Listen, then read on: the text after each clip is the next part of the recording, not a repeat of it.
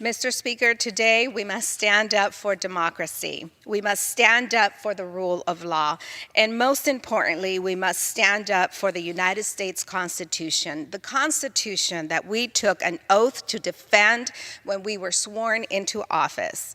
Mr. Speaker, the Constitution we swore to defend granted Congress the power of the purse. That means Congress decides how we spend the American people's hard-earned money.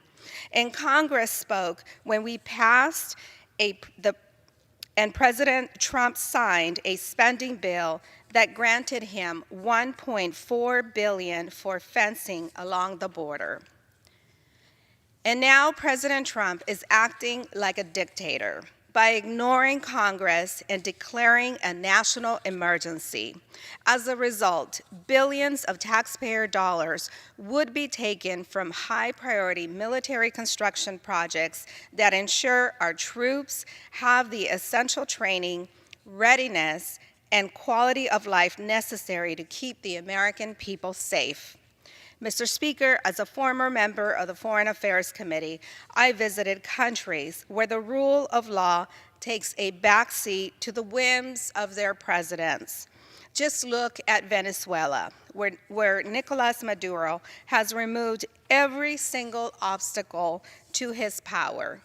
When he objected to the rulings of the judges, he ended their terms early and replaced them with his political allies.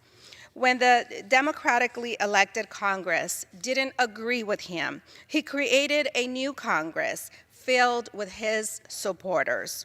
Last year, he even banned prominent opposition leaders from running in the presidential election.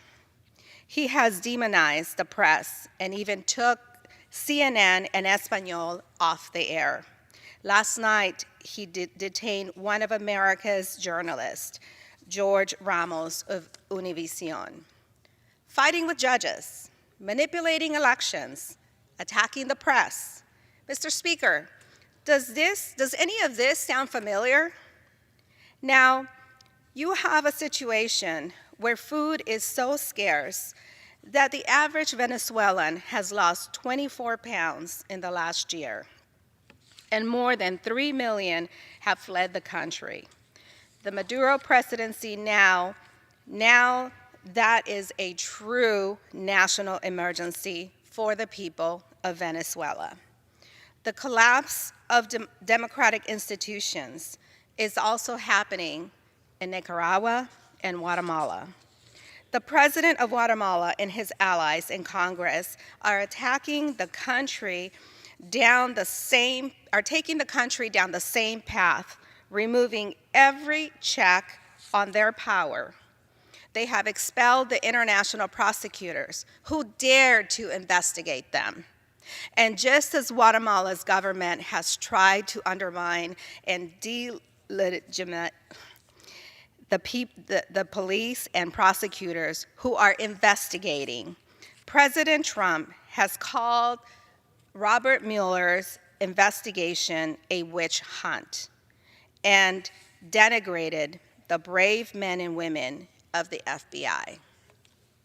Mr. Speaker, we cannot allow this president or any president, Republican or Democrat, to take us down the same path as Venezuela, Guatemala, and Nicaragua, all to build a wasteful and ineffective wall along our southern border. These women and children coming from Central America do not represent a national emergency.